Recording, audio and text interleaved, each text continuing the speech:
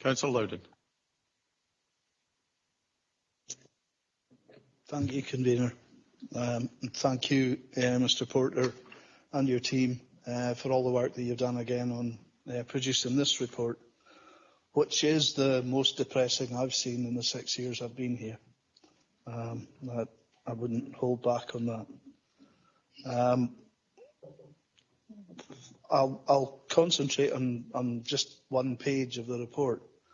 But before I do that, I think whatever the causes of the circumstances we find ourselves in, I think it's right that I personally apologise to the communities, because there was an expectation.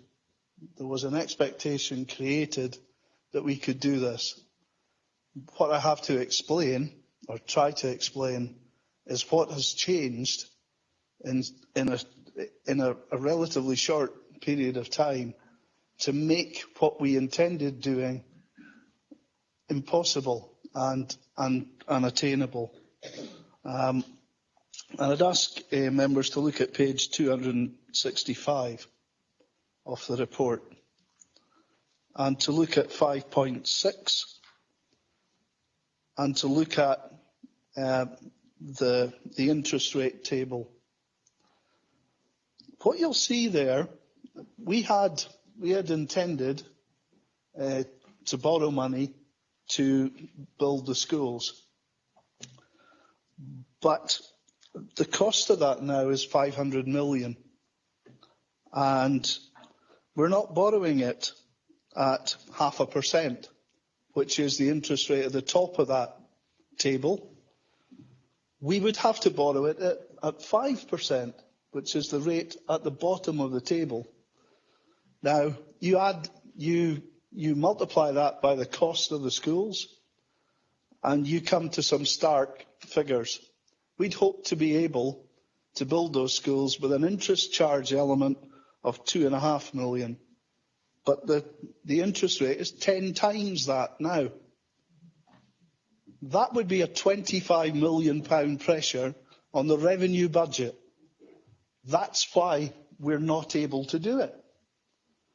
And we have to be realistic, and we have to set aside what we'd hoped to do. I think a lot of this is historical. It's schools we built in the past as well that we're having to pay a higher rate of interest on. And I'm seeing the Leader of the Opposition nodding, and I thank him for that. But where we are is also the result of, it's 50 years since a lot of these schools were built. That was at the time when the oil and gas industry was taking off, and we built new schools in communities all over the Highlands.